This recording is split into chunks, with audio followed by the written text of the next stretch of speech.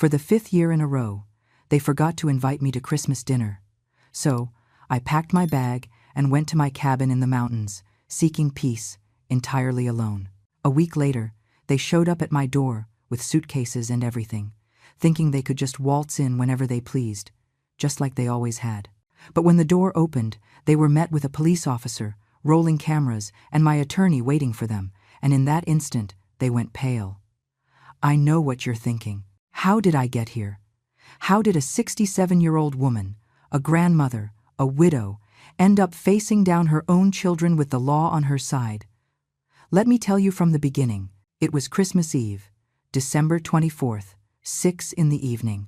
I was in my kitchen, apron on, preparing hot apple cider. The scent of cinnamon filled the entire house. I had picked up 24 gourmet pastries from Mrs. Higgins' bakery, and I even had a turkey with stuffing in the oven because Richard, my eldest son, always said it reminded him of his dad. The table was set white plates with gold rims, the linen napkins I inherited from my mother, and I even laid out the hand-embroidered tablecloth I only use for special occasions. I waited.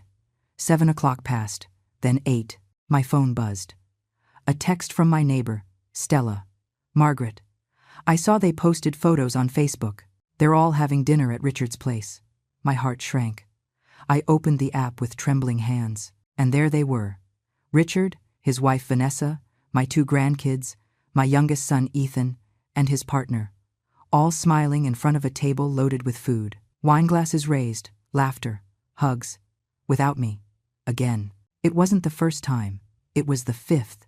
5 Christmases in a row where they forgot to tell me. 5 times I ended up alone, surrounded by food that no one would come to eat. I sat at the empty table. I turned off the lights on the tree. And I cried in silence, the way I had learned to cry in the 8 years since I became a widow. But in the middle of those tears, something shifted. I wiped my face. I stood up, and I walked toward my bedroom with steady steps. I pulled a suitcase out of the closet. An old brown leather weekender bag my husband used for business trips. It still smelled like his cologne. I started packing. Clothes, medication, documents, and a green velvet box I kept in the back of the wardrobe. A box no one knew existed. A box full of papers that told the truth about everything. At 11 o'clock that night, I locked the front door of my suburban Chicago home. I got into my car, and I drove 3 hours north to the cabin near Lake Geneva, Wisconsin. That cabin I inherited from my husband. That cabin my children always looked down on because it was too far and didn't have high-speed Wi-Fi. That cabin that was worthless to them, but was my sanctuary. I arrived in the early hours of the morning. The cold mountain air hit my face. The stars shone in a way they never do in the city. Everything was silent. For the first time in years, I breathed easy. I went inside. I lit the fireplace. I made myself a cup of chamomile tea, and I sat in front of the fire with the green box on my lap. I opened the lid slowly. Inside were the loans Richard never paid back. $40,000 for a business startup that never launched. $25,000 Vanessa begged for to cover urgent debts that I later found out were online gambling losses. $60,000 Ethan needed for a down payment on a condo, but used to backpack through Europe with his partner. There were also the deeds to my properties, the original will, and something else, copies of text messages and emails where they plotted to have me declared incompetent so they could take everything. Because I wasn't stupid. I never was. I had just been too much of a mother. But that night, staring into the fire, I made a decision. No more. I took out my phone. I dialed a number I had saved months ago. "Attorney Patterson," I said when he answered. "This is Margaret Sullivan. I need you to come see me tomorrow morning. I'm going to press charges against my children." There was silence on the other end. "Are you sure, ma'am?" "More sure than I've ever been in my life." I hung up. I closed the box. And for the first time in a long time, I slept soundly, because I knew that when my children finally noticed my absence, when they came looking for me with their excuses and manipulations, I would be waiting, but not alone. And what happened a week later changed everything forever. If you want to know how this story took a turn nobody expected, subscribe to the channel, because what comes next will leave you speechless. Attorney Patterson arrived at the cabin the next day, bright and early. He was a man in his 50s, serious, with a worn leather briefcase and a look that inspired confidence. We sat by the fireplace. I poured him some coffee I had brewed that morning. The steam rose between us as I opened the green box. "Attorney," I began, my voice steady. "I need you to see this." I pulled the documents out one by one. Promissory notes, transfer receipts, text messages, emails, all organized by date, all marked with notes in the margins I had written myself. He reviewed every paper in silence. Every now and then, he glanced up at me, surprised. "Mrs. Sullivan," he said finally, "you've documented all of this with impressive precision. I've been keeping proof for years, attorney. Years waiting for things to change, but I can't go on like this." I told him everything. How after my husband died 8 years ago, my children started seeing me differently. I wasn't mom anymore. I was a wallet, a family bank that never charged interest. Richard showed up first. "Mom, I have an incredible business opportunity. I just need $40,000. I'll pay you back in 6 months. 6 months turned into 8 years. I never saw a dime back. Then it was Vanessa, his wife. She would arrive with red eyes, dramatizing crises that I later found out were lies. "Margaret, we have terrible debt. If we don't pay, they'll foreclose on the house." I gave her $25,000. Their house was never at risk, but her addiction to online casinos sure was real. Ethan, my youngest, the one I thought was different, failed me too. "Mom, I found the perfect condo. I just need the down payment." I wired him $60,000. 1 week later, I saw photos on his social media from Paris, London, Rome. He didn't even bother inventing an excuse. "But that's not all, attorney," I continued, pulling out another folder. 3 months ago, they tried to forge my signature. I showed him copies of notarized documents, papers where I supposedly authorized the sale of a piece of land my husband left me, a prime lot in Lincoln Park valued at $1.5 million. The signature looked like mine, but I never signed those papers. "This is attempted fraud," the attorney said, standing up. "Ma'am, we can proceed legally immediately." "Wait," I stopped him. "There's more." I took out my phone. I opened a voice memo app. I put it on speaker. It was a conversation between Richard and Vanessa. I had recorded them without them knowing, during a family barbecue 2 months ago, when I got up to go to the bathroom and left my phone recording hidden under a cushion. Richard's voice sounded clear. "We need to act fast. Mom is getting old. If we can get a doctor to certify she's not all there in the head, we can take control of everything." Vanessa's voice replied, "Your brother already talked to a lawyer. He says with 2 witnesses and a medical certificate, we can get a conservatorship. Everything would go into a trust, managed by us." Richard laughed. "Poor Mom. Always so trusting, so sentimental. She doesn't know this is about business, not family." The silence in the cabin was heavy when the recording ended. Attorney Patterson looked at me with a mix of indignation and respect. "Mrs. Sullivan," he said slowly, "you don't just have proof. You have a solid case, very solid." I nodded. I felt the tears wanting to come out, but I held them back. I had cried enough. "I want you to prepare everything, attorney.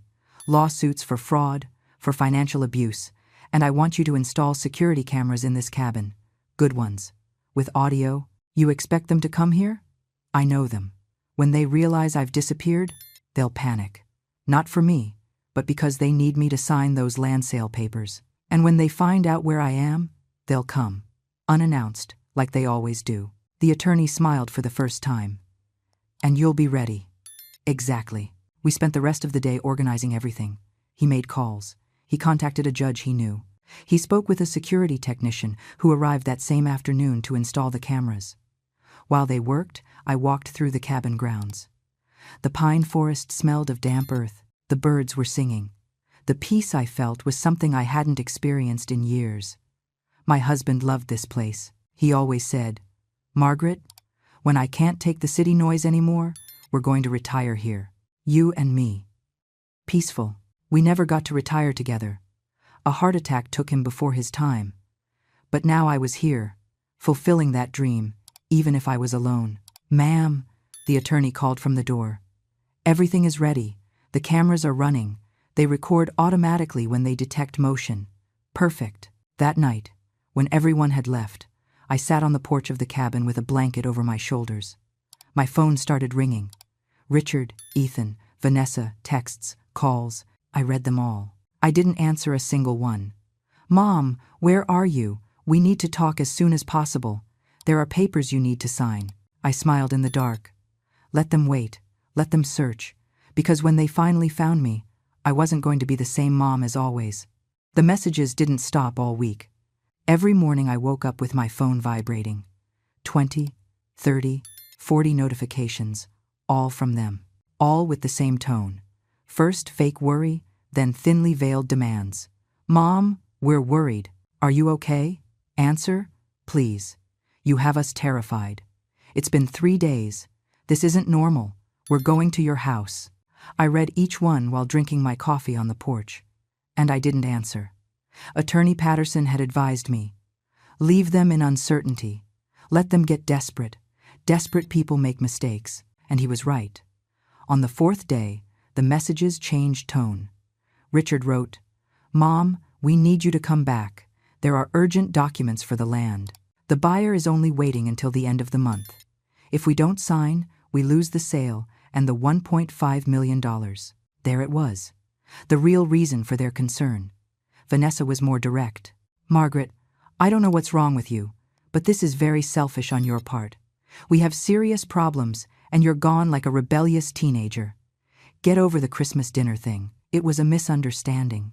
A misunderstanding? 5 years in a row of misunderstandings. Ethan tried the sensitive son card. "Mom, if you're upset, let's talk. But disappearing like this doesn't solve anything.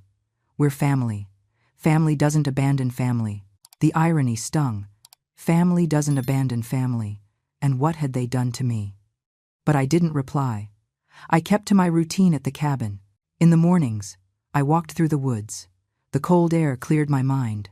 I watched the pines, listened to the creek running nearby, gathered pine cones for the fireplace. In the afternoons, I reviewed my documents, over and over, verifying dates, amounts, details, preparing myself. Attorney Patterson came on the 5th day with news. "Mrs. Sullivan, I hired a private investigator. I asked him to check your daughter-in-law Vanessa's finances." He pulled out a folder. Inside were bank statements, screenshots, transaction logs. "Your daughter-in-law has active debts across 3 online gambling platforms. The total is $100,000. She's been borrowing from loan sharks, dangerous people." I felt a weight in my stomach. Not for her, but for my grandkids. 2 teenagers living in that house, with that pressure, with those problems. "There's more," the attorney continued. "Your son Ethan also has financial trouble. He owes back rent. 3 months unpaid. The landlord has already started the eviction process. And Richard? Richard is the most calculating. He doesn't have serious personal debt, but he desperately needs that money from the land. He invested in an import business that is going under. If he doesn't inject capital soon, he loses everything." So it all made sense. They didn't need me. They needed my money, my properties, my signature. "And the attempted fraud?" I asked. "I've already filed the formal complaint. The notary who authorized those fake documents is under investigation. Your son Richard will be summoned to testify next week." I nodded. The puzzle pieces fit perfectly. That night, while the fire crackled in the fireplace, I took out old photographs from a box. Photos of when my children were small. Richard in his Little League uniform, smiling with missing teeth. Ethan on my lap, hugging me with those chubby little arms. When was it all lost? At what moment did I stop being their mother and turn into their resource? A tear fell on a photograph. I wiped it away carefully. I missed those children, but those children didn't exist anymore. On the 7th day, I received a different message. It was from my oldest grandson, Sam, 16 years old. "Grandma, Dad is furious.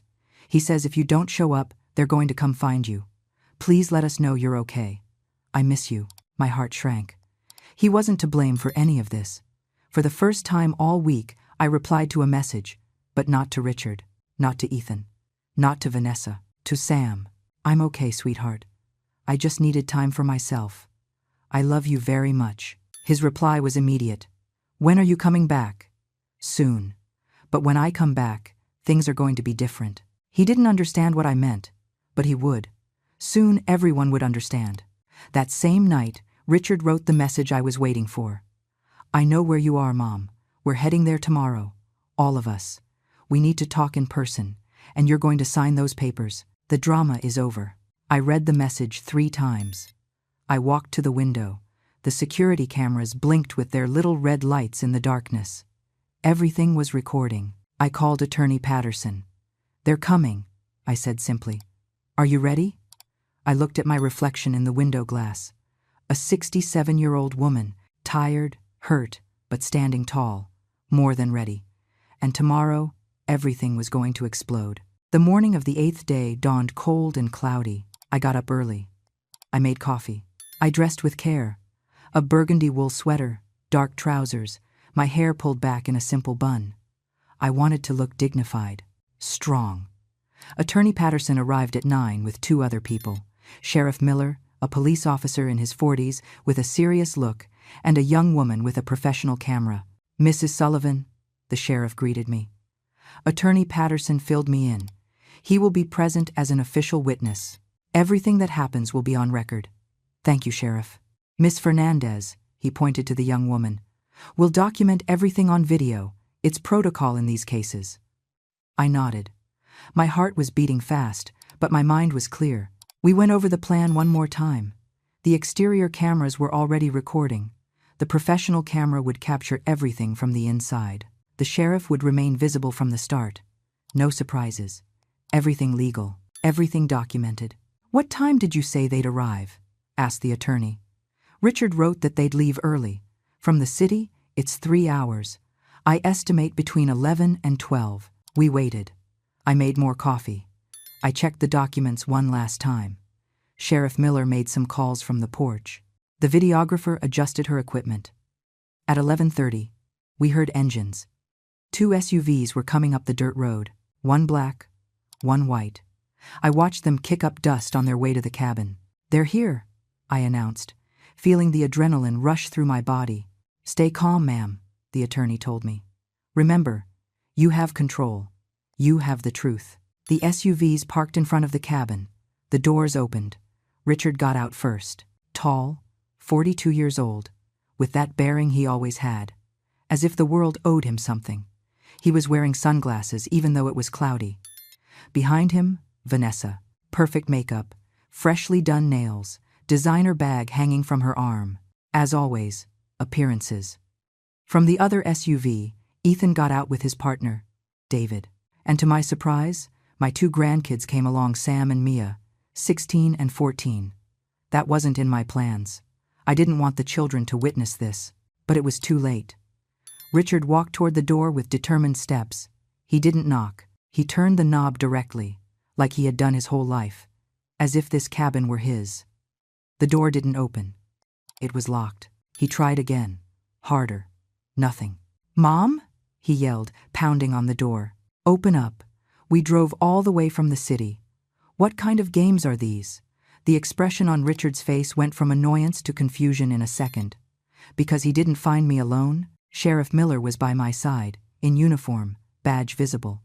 The videographer was pointing her equipment directly at them, and Attorney Patterson stepped out behind me with a folder full of documents. The silence was absolute. What is this? Richard stammered, taking off his sunglasses. Vanessa took a step back. Ethan went pale. The grandkids looked at each other, scared. This, I said with a steady voice, is the end of a lot of things. Come in. We need to talk. Mom, I don't understand anything, Richard said, but his voice didn't sound authoritative anymore. It sounded nervous. You're going to understand. Believe me, you're going to understand. Sheriff Miller introduced himself formally. Sheriff Steve Miller. Your mother requested my presence as a witness to this meeting. Everything will be recorded for the legal protection of both parties. Vanessa whispered something to Richard. He shook his head. Mom, this is ridiculous. We're your family. Why are there police? Why cameras? What did they make you believe? No one made me believe anything, Richard. On the contrary. I finally opened my eyes. Ethan tried to approach. Mom, If you're upset about Christmas, we're sorry. Seriously, it was a mistake. But this is too much. A mistake? I repeated, feeling the old rage rising in my throat. 5 years of mistakes? Or was the mistake trying to forge my signature to sell my land? The silence that followed was like a thunderclap. Richard opened his mouth, closed it, opened it again. I don't know what you're talking about. Of course you know. Everyone knows. Attorney Patterson stepped forward. Gentlemen, I have here documentary evidence of attempted fraud, misappropriation of funds, and conspiracy to declare mental incompetence without medical grounds. Do you want to discuss it out here? Or would you prefer to come inside? Vanessa cracked first. Richard, let's go. This is a trap. Nobody is leaving, the sheriff said with quiet authority. Not until the situation is clarified. Sam, my grandson, looked at me with watery eyes. Grandma, what's happening? My heart broke, but I couldn't back down. Something is happening that should have happened a long time ago, sweetheart. The truth. And then began the confrontation that would change everything forever. They entered the cabin in silence, a heavy, uncomfortable silence, full of barely disguised fear. Richard walked in front, trying to maintain his posture of authority, but his hands were trembling. Vanessa was biting her nails, something I had never seen her do. Ethan wouldn't lift his eyes from the floor. The grandkids sat together on the sofa, confused, frightened. Sit down, I ordered, and my voice sounded different, firm, without pleading, without that maternal tone I always used so as not to inconvenience them. Attorney Patterson placed his briefcase on the coffee table. He opened it calmly, taking out color-coded folders. The videographer adjusted her gear. Sheriff Miller stood by the door, arms crossed. Mom, Richard began, I don't know what these people told you, but no one told me anything. I investigated all by myself. I documented it all by myself. I opened my eyes all by myself. I took out the green velvet box. I placed it on the table with a sharp thud that made Vanessa jump. Do you know what this is? I asked, looking at them one by one. No one answered. It's the truth you thought I would never discover. I opened the box. I took out the first document. Richard, October 2017. You asked me for $40,000 for an import business. You told me you'd pay me back in 6 months with interest. You signed this promissory note. I showed him the paper. His signature was there, clear, indisputable. 8 years have passed. I never saw a dime. Mom, the business didn't work out. I already explained that to you. You didn't explain anything. You disappeared for 2 months, and when you reappeared, you acted like it never happened. I pulled out another document. Vanessa, March 2019. You begged me for $25,000. You said you had a debt with the bank, that they were going to foreclose on the house. You cried. You hugged me. You told me, Margaret, you are my salvation. Vanessa went rigid. I hired a private investigator. Do you know what he found? I took out the bank statements the attorney had given me, that there was never a foreclosure risk, that you spent those $25,000 at online casinos, and that today you owe $100,000 to loan sharks? Dangerous people, Vanessa. So dangerous they are threatening your family. She stood up abruptly. That's a lie. You have no right to investigate me. Sit down, Sheriff Miller said with a calm but authoritative voice. Vanessa sat down, trembling. I turned to Ethan, my youngest son, the one who was always more affectionate, the one I thought was different. Ethan, June 2020. You asked me for $60,000 for the down payment on your condo. You said you were finally going to have a home of your own. I felt so proud. Ethan closed his eyes. 1 week later, I saw your photos in Europe, Paris, London, Rome. 3 months of travel. Where did that money come from, Ethan? Mom, where? I had savings. Lie, interrupted Attorney Patterson, pulling out more papers. Your bank account was at zero. The only large deposit was the transfer from your mother. That money funded your trip, and today you owe 3 months of rent. Your landlord started the eviction process 2 weeks ago. David, Ethan's partner, looked at him in disbelief. Is that true? Ethan didn't answer. He just buried his face in his hands. Sam, my grandson, stood up. Grandma, I don't understand. Did Dad steal from you? Sit down, Sam, Richard ordered. No, I want to know what's happening. I knelt in front of my grandson.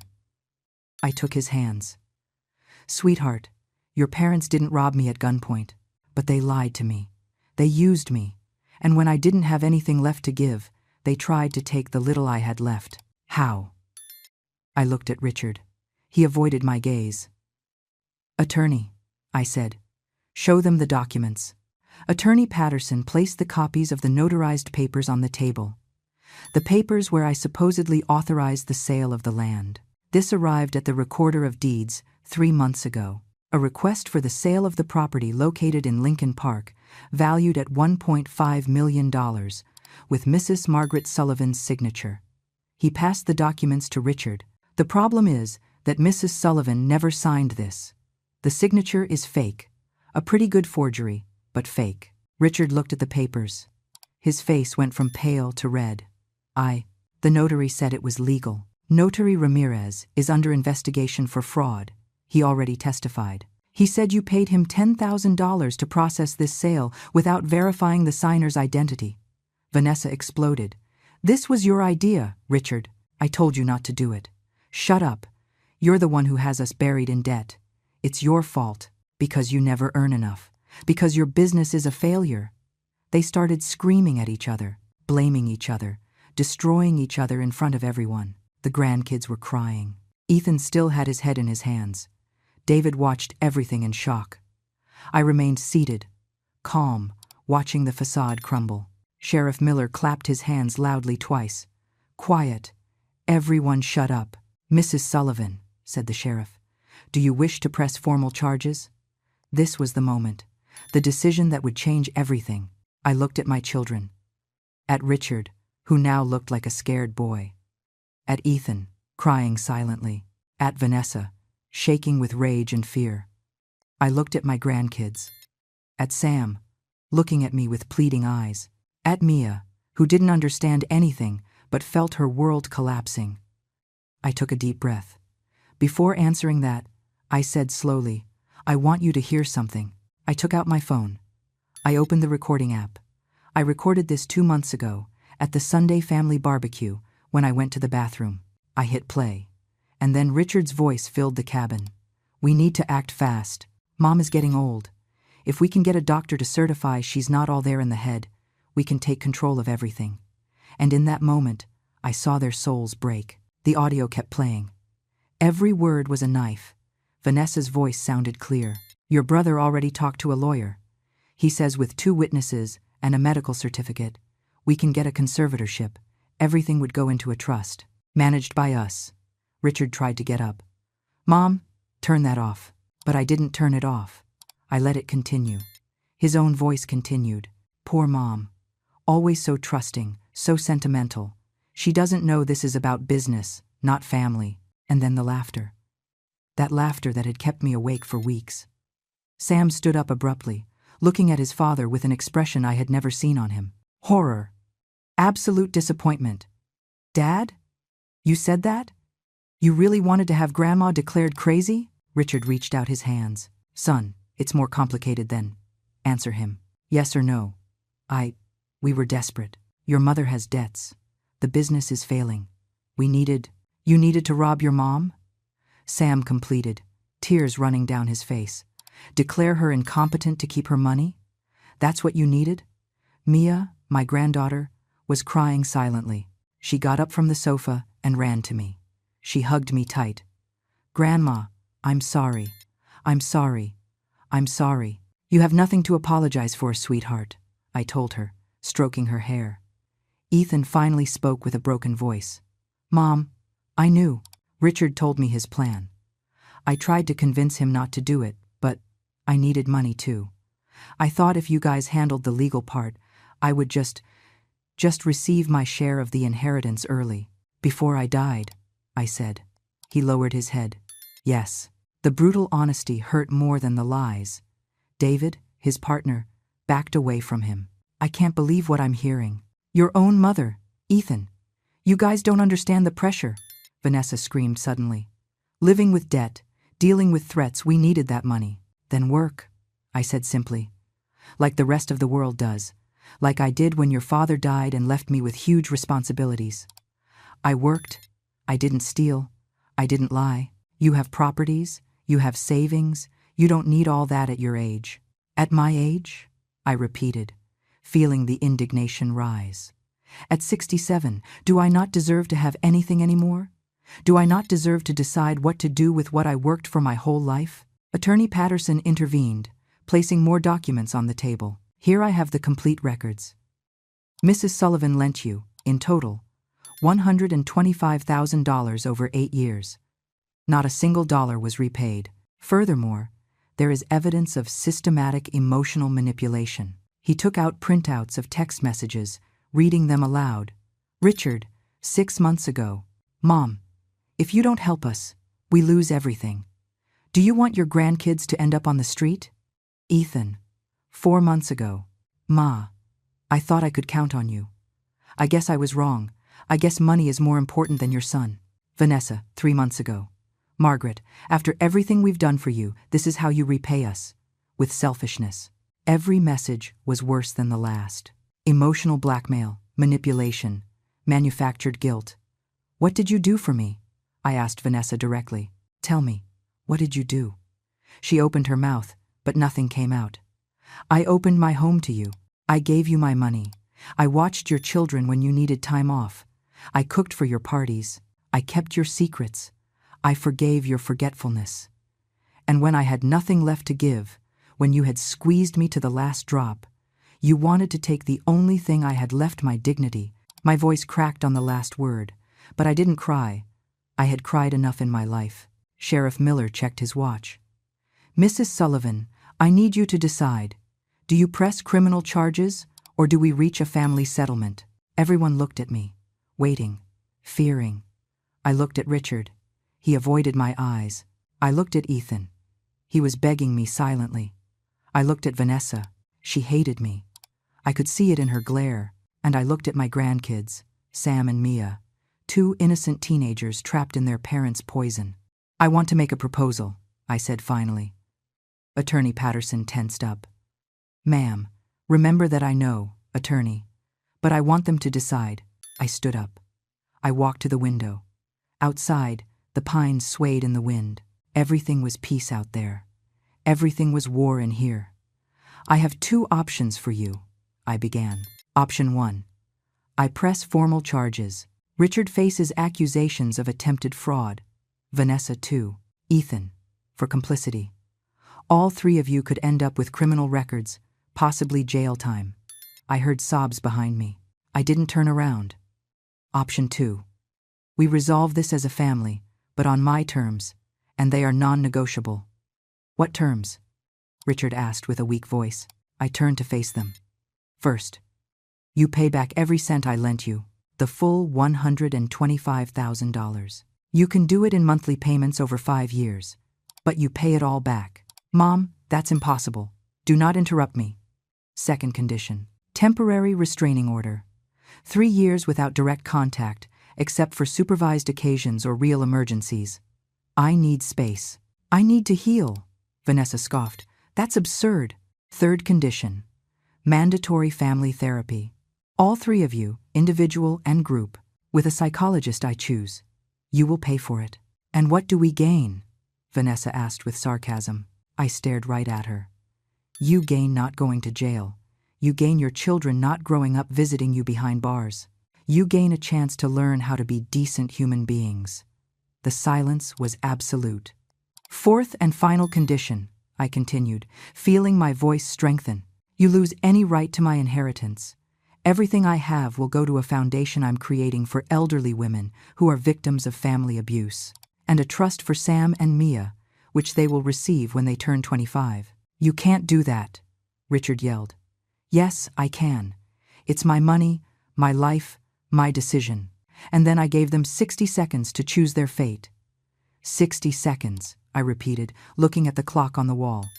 Decide now. Sheriff Miller took out his notebook, ready to note the decision. The videographer kept recording every gesture, every tear, every moment of desperation.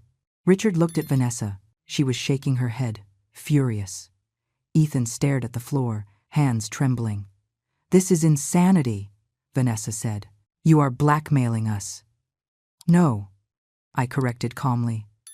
"I am giving you a way out, something you never gave me. But $100,000, where are we going to get that kind of money?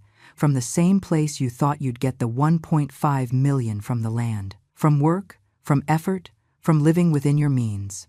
30 seconds, announced Attorney Patterson. Sam approached his father. "Dad, accept it, please. I can't watch you go to jail." Mia was still hugging me, crying silently.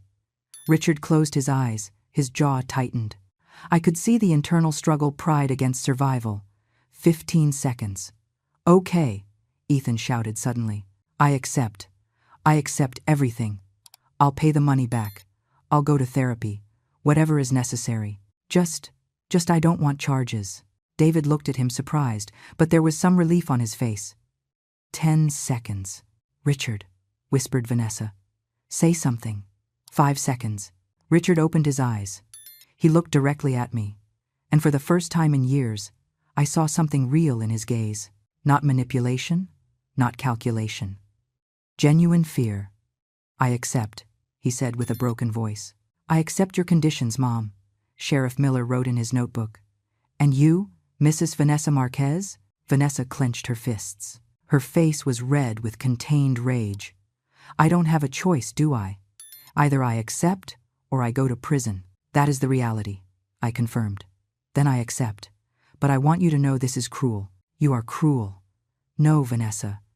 Cruel was what you did to me for 8 years. This is justice."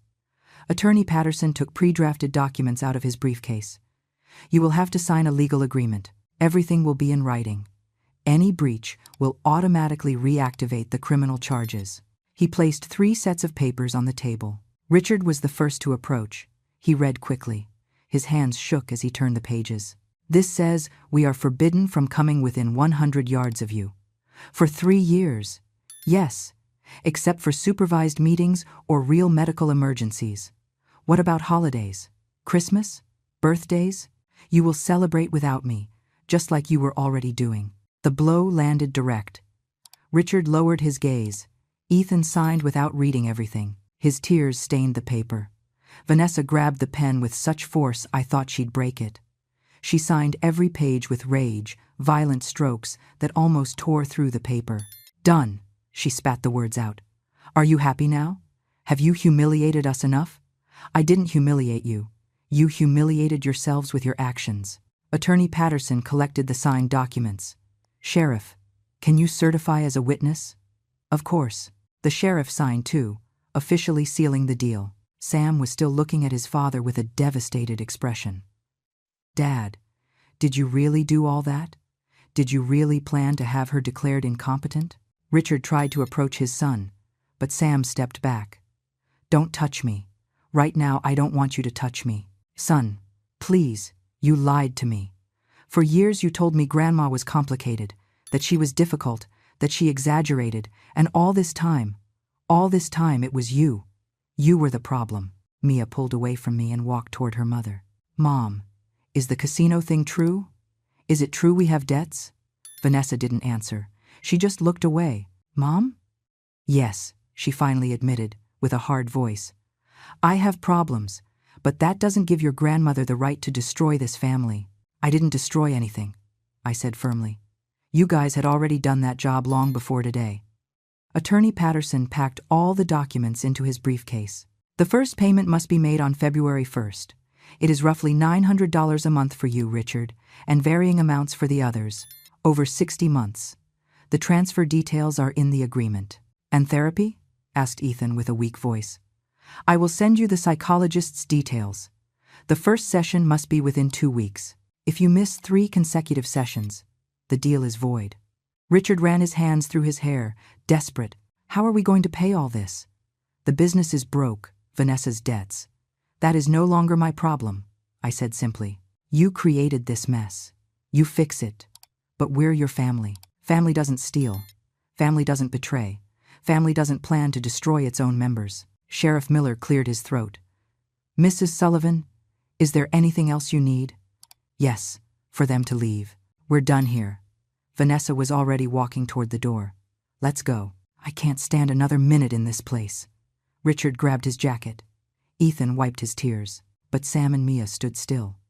Grandma, said Sam with a trembling voice, are we forbidden from coming too? My heart shrank. Those kids weren't to blame for anything. You can visit me whenever you want, my loves. You are innocent in all of this. Really? Asked Mia with hope. Really?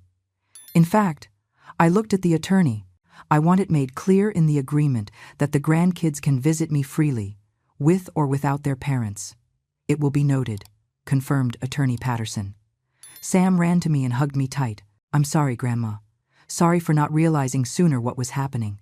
You don't have to apologize for anything. You're a good boy. Richard watched the scene from the door with an indecipherable expression. Sam. Mia. Let's go, he ordered. In a minute, Dad, Sam replied, not letting go of me. And in that moment, Richard understood he had lost something more than money or property. He had lost the respect of his own children. Vanessa was already in the SUV, honking the horn impatiently. But Richard remained standing in the doorway, motionless, looking at me with an expression I hadn't seen in years. Vulnerability. Mom, he said finally with a hoarse voice. I never wanted us to get to this. But we did. Because of your decisions.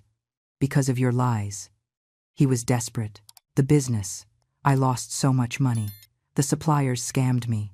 Imports got delayed. Clients canceled. Everything fell apart in months. And your solution was to rob me? It wasn't going to be robbery.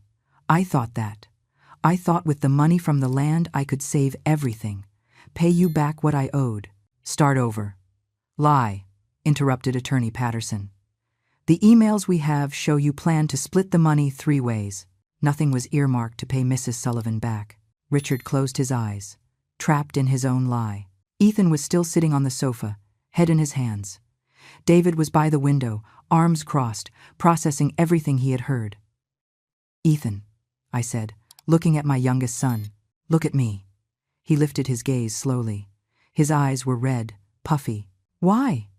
You were the one who always talked about honesty, values, being different from your brother. Why did you do the same to me? Because I'm weak, he admitted with a broken voice. My whole life I've been the little brother, living in Richard's shadow. When he told me his plan, I saw a chance to finally have something, to not be the one who always needs help, and you felt strong robbing me? I didn't rob you. I just was going to receive my share of the inheritance early. You were going to receive your share when I died, I said. Did you want me to die, Ethan? No, of course not, Mom. Then what did you want? Because you planned to declare me incompetent.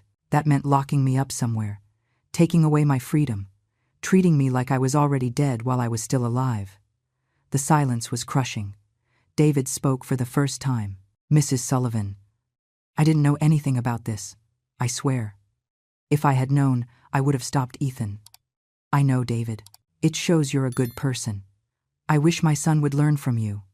Ethan sobbed harder. Sam and Mia were still by my side. Mia took my hand. Grandma, can I ask you something? Whatever you want, sweetheart. Why did you never say anything? Why did you put up with it for so long? I took a deep breath. It was a question I had asked myself 1,000 times.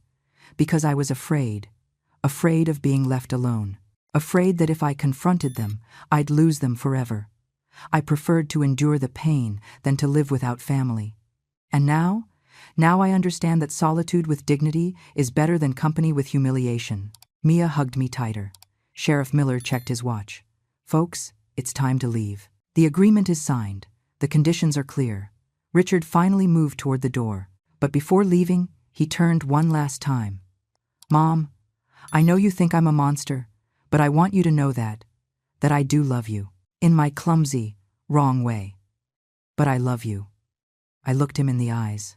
Love isn't just words, Richard. Love is actions, and your actions showed me the exact opposite. He flinched, as if I had hit him.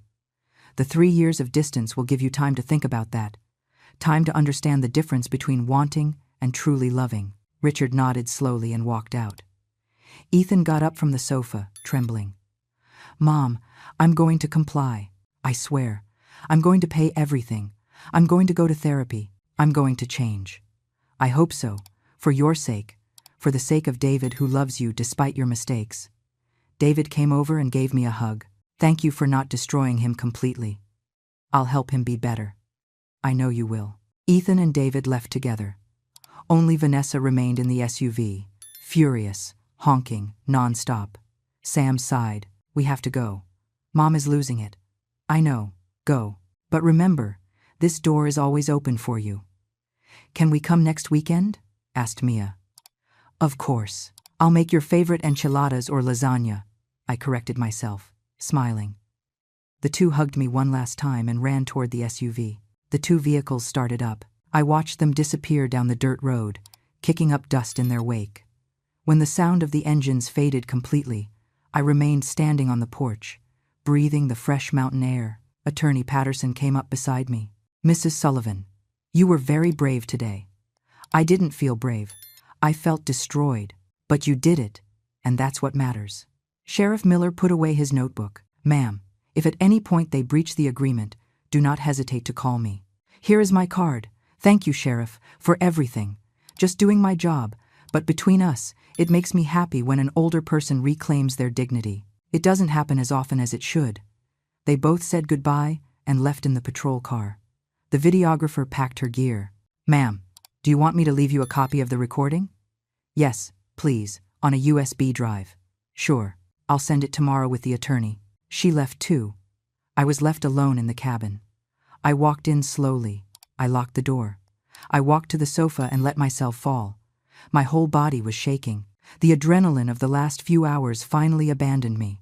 And then, finally, I cried. I cried for the family I had lost. I cried for the years of abuse I endured in silence. I cried for the woman I was, always giving, always forgiving, always forgetting herself. But I also cried with relief, because for the first time in 8 years, I breathed free. I got up after a while. I washed my face with cold water. I made myself a cup of chamomile tea and sat in front of the fireplace with the green box on my lap. There was one last document I hadn't shown them. I took it out carefully. It was the new will, the one I had signed the previous week with Attorney Patterson. I read it one more time, making sure everything was how I wanted it. The Foundation for Elderly Women Victims of Family Abuse would receive 60% of my assets. The Trust for Sam and Mia would receive 35%, and the remaining 5% would go to David for being the only good person to enter this family in years. Richard, Ethan, and Vanessa. Nothing. Zero. Because love is demonstrated. And they demonstrated that they never really loved me. 2 weeks passed. 2 weeks of silence, of peace, of waking up without knots in my stomach. I stayed at the cabin, enjoying the sound of the wind in the pines, the crackle of the fire at night, the taste of coffee drunk without haste.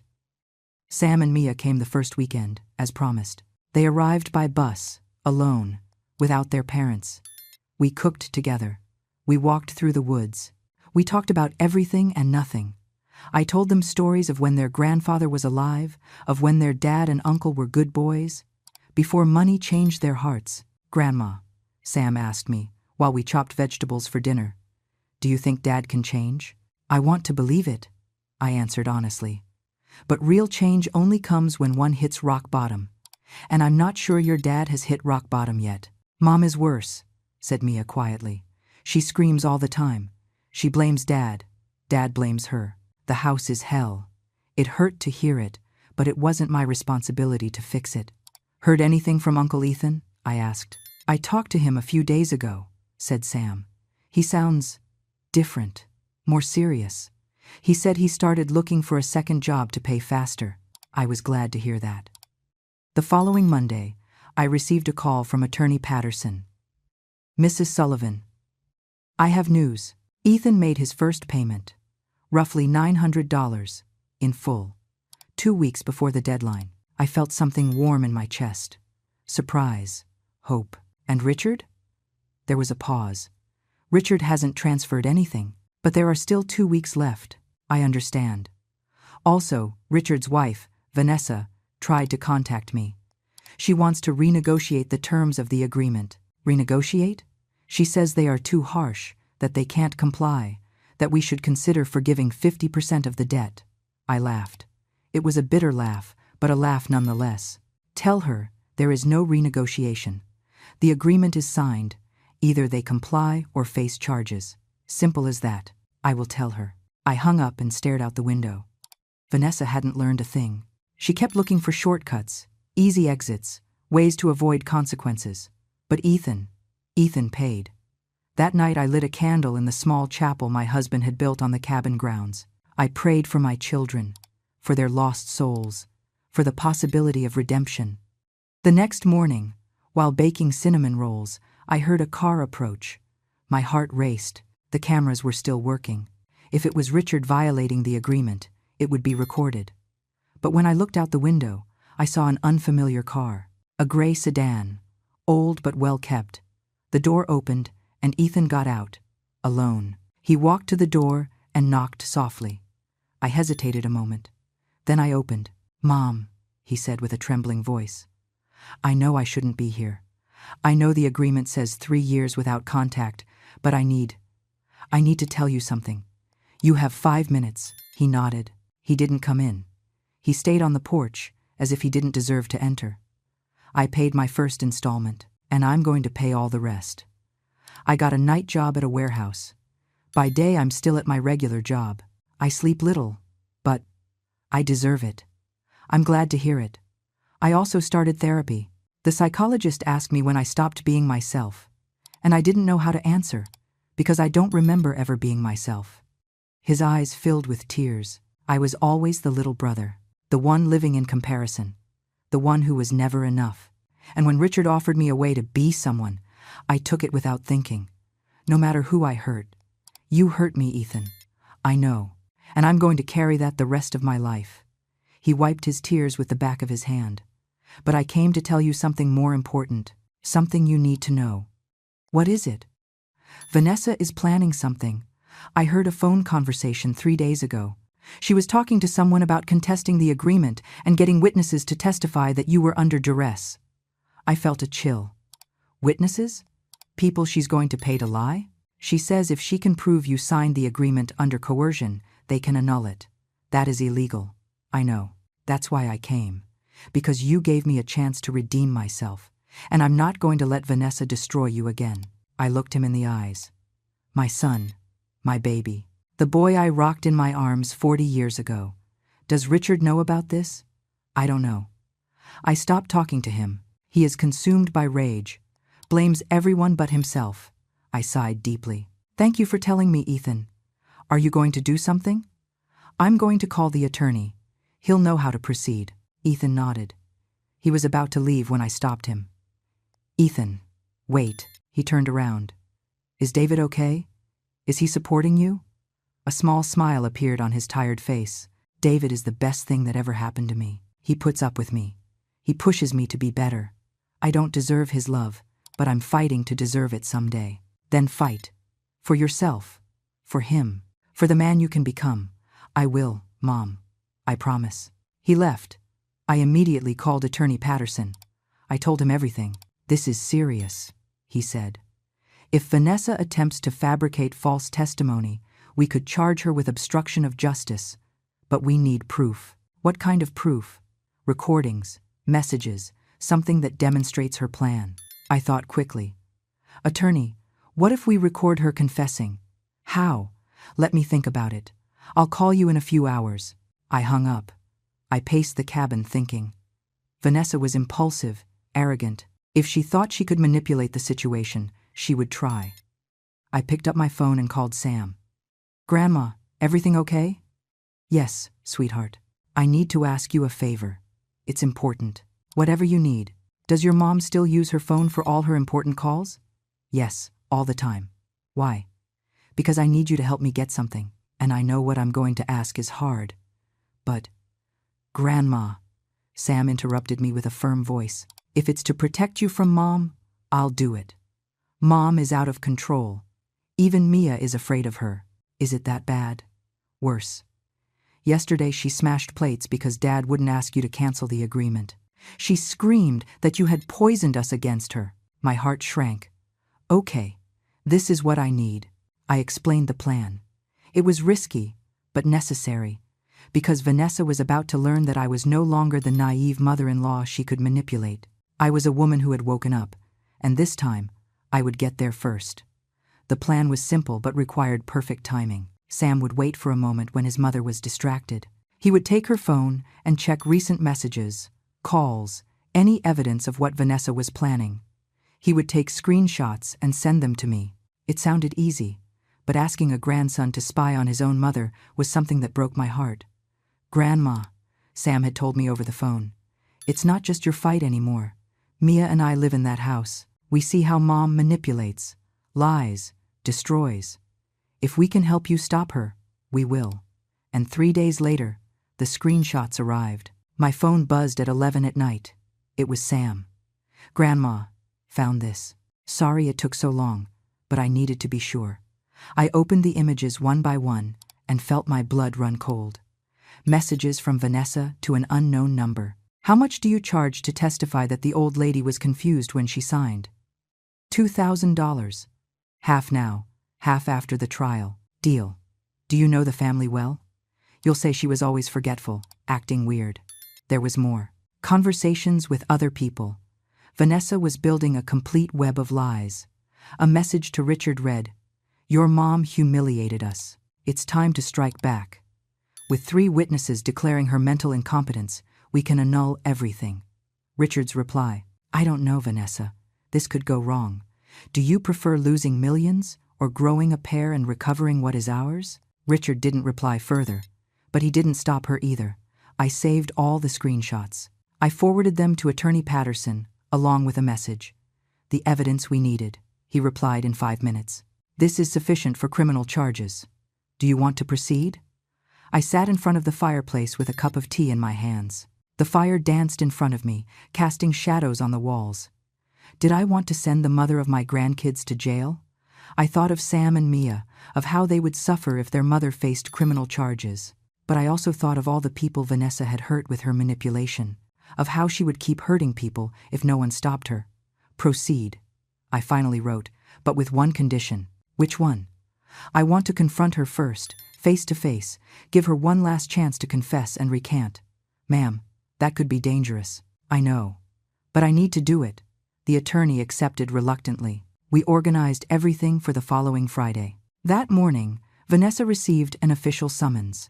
She had to present herself at the cabin with her lawyer to discuss irregularities in the fulfillment of the agreement. She arrived at 2 in the afternoon with a young, nervous lawyer who clearly didn't know what he was getting into. Vanessa was wearing high heels, a power suit, hair perfectly coiffed battle armor. "This is ridiculous," she said as soon as she entered, without greeting. "I don't have to be here. The agreement is legal." "Sit down, Mrs. Marquez," Attorney Patterson said with a formal tone. She sat with a defiant attitude. Her lawyer placed his briefcase on the table. Sheriff Miller was also present, and the same videographer as before. "More theater?" Vanessa mocked. "Cameras again? Do you feel powerful, Margaret?" I didn't answer. I just took out my phone. "Before we begin," I said calmly, "I want to show you something." I slid the phone across the table. On the screen were the screenshots of her messages. Vanessa looked at them. Her face went from arrogance to confusion, then to pure panic. "Where did you get that?" "It doesn't matter where. It matters what it says." Her lawyer took the phone and read. His expression changed immediately. "Mrs. Marquez," he said with a tense voice, "did you write these messages?" Vanessa didn't answer. "I am asking you officially, did you attempt to bribe witnesses to commit perjury?" Silence. Attorney Patterson intervened. "Mrs. Vanessa Marquez, these messages constitute evidence of conspiracy to commit procedural fraud, bribery, and attempted obstruction of justice. These are serious felonies that can result in prison time of 5 to 10 years. Vanessa went pale. I just what?" I asked. "Just trying to destroy me again? Just looking for more ways to steal, lie, manipulate? You had no right to humiliate us like that. All this is your fault." "My fault? My fault that you have a gambling addiction? My fault that you buried your family in debt? My fault that you planned to declare me incompetent to steal my property? We had needs. We had rights. You had no right over my life or my money. Her lawyer closed his briefcase. Mrs. Marquez, I cannot represent you in this. I'm sorry. He got up and left without looking back. Vanessa was left alone, trembling. I have two options for you, I said, retrieving my phone. Option 1. I submit these messages formally. The district attorney proceeds with charges. You go to trial and probably to prison. She sobbed. Option 2. You sign a full confession. You admit everything you did. You accept a permanent restraining order, not just 3 years, and you enter a rehab program for gambling addiction, paid for by you. And Richard? She asked with a broken voice. Richard has his own path, but he didn't try to bribe witnesses. You did. What about my children? Sam and Mia can visit me whenever they want, but you will have no contact with me ever again. That is cruel. No, cruel was what you did to me for years. Attorney Patterson placed a document in front of her. You have 5 minutes to decide. Vanessa read the document with tears running down her face. It was a full confession. Every lie, every manipulation, every plan to destroy me. If I sign this, I don't go to jail? If you fulfill everything agreed upon, therapy, distance, payments, no. She took the pen with a shaking hand. She signed, but before leaving, she looked at me with pure hate. Someday you're going to die alone, bitter old woman, and no one will cry for you. I smiled sadly. I prefer to die alone with dignity than live surrounded by vipers. She left, slamming the door. Sheriff Miller filed the signed confession. Mrs. Sullivan, officially this closes the case, unless she breaches. Thank you, Sheriff. When everyone left, I sat in the silence of the cabin. I had won, legally, emotionally, but I didn't feel victory. I felt exhaustion. The exhaustion of years, of battles, of being strong when I just wanted to be a mother. That night I called Sam. Grandma? How did everything go? It went well, sweetheart. Your mom signed a confession. She won't go to prison if she meets the conditions. And Dad? Your dad has until tomorrow to make his first payment. If he doesn't do it, there will be consequences too. There was silence. Grandma, is all this worth it? So much pain? I looked at the flames in the fireplace. Yes, Sam, because for the first time in my life, I am worth more than my money. I am worth more than what I can give. I simply have worth. And that lesson, although painful, was the most important one I could teach him. February 1st arrived. Payment day. I woke up early, with a knot in my stomach. I checked my phone every 5 minutes, waiting for the bank notification. At 8 in the morning, the first transfer came in. $900, Ethan. Punctual again. I felt a flash of pride. My youngest son was complying. At 9, nothing from Richard. At 10, nothing. At noon, I called Attorney Patterson. Richard hasn't paid. I know. I've tried contacting him. He's not answering calls. What do we do? The agreement is clear. If he misses the first payment, criminal charges reactivate automatically. But you have the final word. I hung up and stared out the window. The pines swayed in the cold February wind. Richard, my eldest son, the one born first, the one who made me a mother, was I really going to send him to face charges? My phone rang. It was Sam. Grandma, I need to talk to you. Tell me, sweetheart. It's about Dad. He's bad. Very bad. Bad how? Yesterday his company went bankrupt. The creditors took everything. The office, the vehicles, even the computers. Sheriffs showed up and took everything. I felt a weight on my chest. And that's not the worst. Sam continued with a broken voice. Mom left him. She said she wasn't going to sink with him. And you, Mia? We stayed with Dad. Someone has to be here. But Grandma? I've never seen him like this. He's on the couch, hasn't showered, hasn't eaten, just stares at the ceiling, doesn't speak. I closed my eyes. Pain, rage, sadness, all mixed. Where are you now? At the house. But a notice came from the bank. They're 2 months behind on the mortgage. They're going to lose the house too. Sam, listen to me carefully. You and Mia can come stay with me. Always.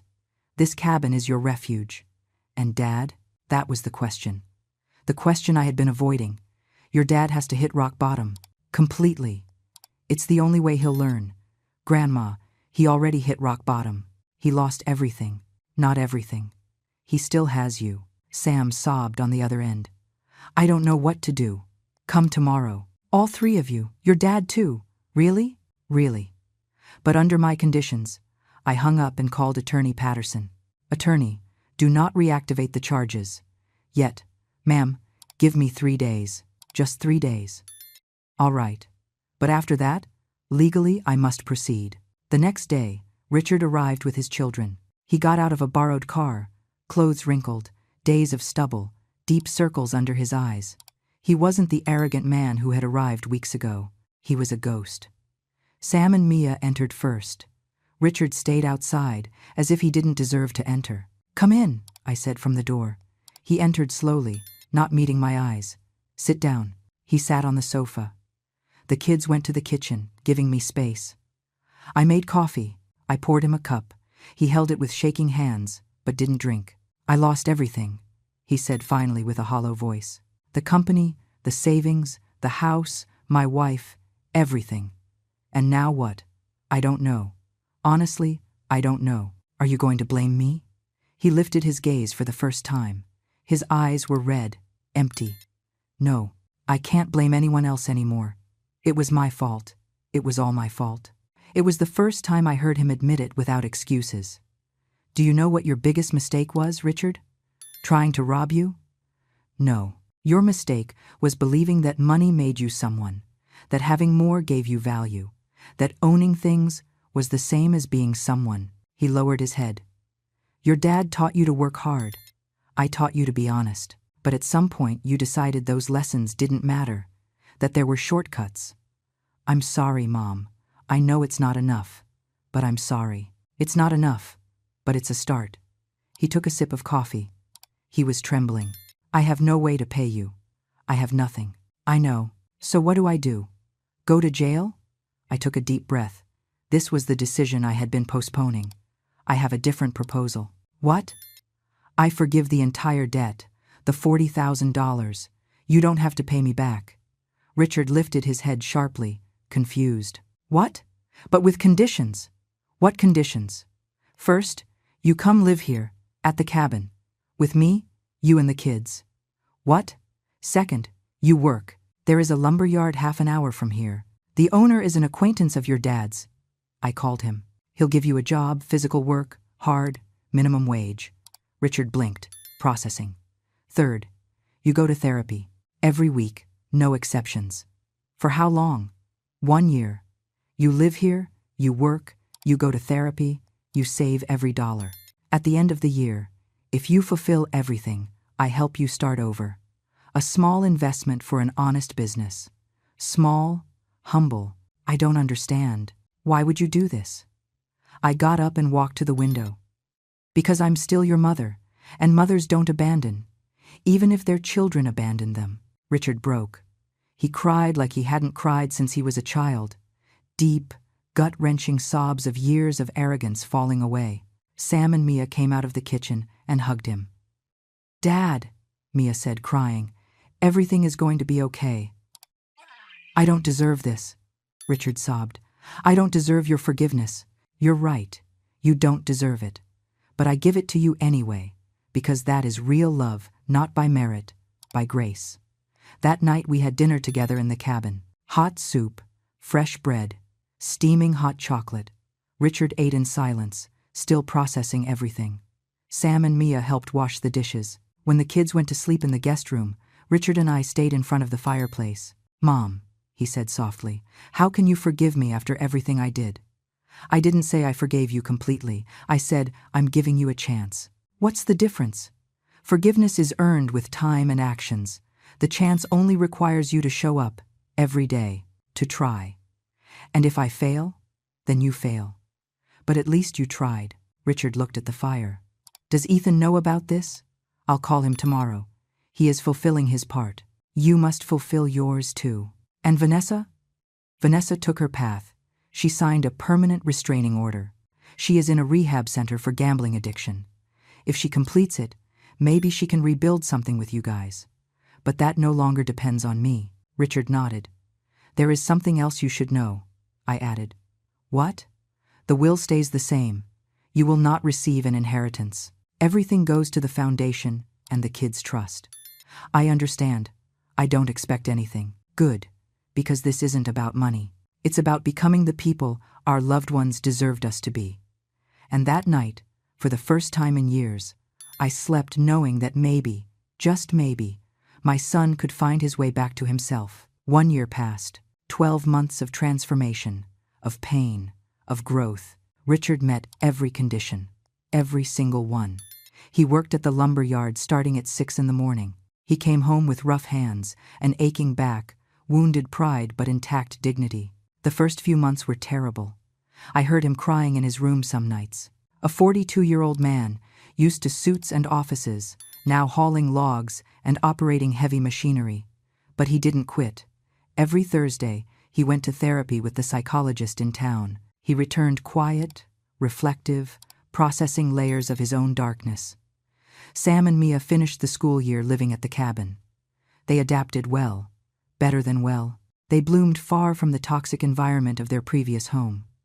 Mia got the best grades of her life. Sam discovered he liked working with wood and started learning carpentry at the lumber yard on weekends. Ethan made every payment, all 60, without missing a single one. In March, he called me crying. Mom, I made the last deposit, the $60,000 complete, with interest. I'm proud of you. I never thought I could do it, but David helped me. He kept me focused. He made me believe I could be better. He is good for you. I know. That's why I proposed. Proposed? Yes, my heart filled with joy. When? In 2 months. And we want you to officiate. Well, maybe give a blessing. Be part of everything. I'll be there. Vanessa completed her rehab program. 6 months inpatient. She came out different, thinner, more serious. Without the manic glint in her eyes, she called me in September. Mrs. Sullivan, I know I signed a permanent restraining order, but I wanted to call to ask for forgiveness. For real, no manipulation, no agenda. What did you learn, Vanessa? There was a long pause. That addiction controlled me for years. That I used everyone around me as resources. That I was destroying my own family for a void I could never fill with money or thrills. And now? Now I'm learning to live with myself. To not need the adrenaline of the game, to face my problems head on. I'm glad to hear it. Will you ever be able to forgive me? Someday. Maybe. But that day isn't today. I understand. Thank you for not sending me to jail, for giving me this chance. She hung up. I didn't know if I would hear from her again, and that was okay. In November, the first Christmas since everything exploded arrived. Sam and Mia decorated the cabin with lights and ornaments. We put a small tree near the fireplace. Ethan and David arrived 2 days before. They brought gifts, food, laughter. Richard prepared dinner. Roast turkey, mashed potatoes, salad, apple cider. He made it all with his own hands. On the night of December 24th, we all sat around the table. Richard, Ethan, David, Sam, Mia, and me. I'd like to say something, Richard began, standing up. Everyone looked at him. A year ago, I was a different person, a horrible, arrogant, manipulative person, willing to destroy my own mother for money. His voice cracked. Ethan put a hand on his shoulder. This year taught me that hitting rock bottom is painful, but necessary. I lost everything material. But I found something I had forgotten, my humanity. He looked at his children. Sam, Mia, sorry for not being the father you deserved, for prioritizing appearances over real love. The two were crying. Ethan, sorry for dragging you into my plans, for contaminating you with my sick ambition. Ethan nodded, wiping his tears. And Mom. Richard looked directly at me. Sorry for forgetting who you were, for seeing you as a resource and not as the extraordinary woman who gave me life, raised me, loved me, even when I didn't deserve it. He knelt in front of me. I don't deserve your forgiveness, but if someday you can give it to me, I will spend the rest of my life trying to honor it. I took his face in my hands. I looked him in the eyes. Richard, I forgive you, he cried like a child in my arms. After dinner, While the others washed dishes and sang carols, I went out to the porch. The sky was clear. The stars shone like diamonds over the snowy pines. Ethan came out behind me with 2 cups of hot chocolate. "Mom, what are you thinking about? About your dad, about how much I still miss him. He would be proud of you, of how you handled all this. You think?" "I know. Dad always said you were the strongest woman he knew. Now I understand why." We drank our chocolate in comfortable silence. "Ethan, are you happy?" "Yes, Mom. For the first time in my life, I am genuinely happy. I have debts. I work 2 jobs. I live in a small apartment, but I have David. I have peace. I have dignity." "Then you are rich," I smiled. "Yes, I guess so." The following days were magical. We walked through the woods, played board games, told stories, laughed. On January 1st, while everyone slept, I opened my journal. I had started writing a year ago, documenting everything. The betrayal, the pain, the struggle, the redemption. I wrote the last entry. "Today I am 68 years old. I am no longer the woman who waited for crumbs of love from her children. I am no longer the mother who let herself be used for fear of loneliness. I lost a family, but I gained something more valuable. I recovered myself. Richard is learning to be a real man. Ethan found his way. Vanessa is healing. Sam and Mia are growing in an environment of genuine love. And me. I finally understood that dignified solitude beats humiliating company. The cabin everyone despised became our refuge, the place where a broken family learned to rebuild itself. Not with money, with truth, with consequences, with tough love, but real love. My foundation for elderly women will open in March. We will help others like me find their voice, their strength, their dignity. Because no one should wait until they are 67 to learn that they are worth who they are, not what they can give. I closed the journal. I looked out the window. The sun was coming out behind the mountains, painting the sky orange and pink. A new year, a new life. Sam came out of his room, sleepy. "Grandma, you up already?" Couldn't sleep. Was thinking. About what? That sometimes losing everything is the only way to gain what really matters. He hugged me tight. "I love you, Grandma. I love you too, sweetheart." Richard made coffee. Ethan made pancakes. David put on music. Mia was dancing in the kitchen. And I, sitting at my table, watched them. My family. Broken. Imperfect. Rebuilding. But real. Finally real. Because true wealth isn't in what you own, but in what you don't allow them to take away. Your dignity. Your peace. Your self-love. And that no one will ever take from me again. If this story touched your heart, if you ever felt used, forgotten, or undervalued, leave me a comment. Tell me where you are watching from and what lesson you take from Margaret's story. Hit like if you believe it's never too late to reclaim your dignity. And subscribe to the channel for more real-life stories of brave women who learn to put themselves first without guilt. Because we all deserve love. But first, we must learn to love ourselves. Thanks for joining me until the end, until the next story.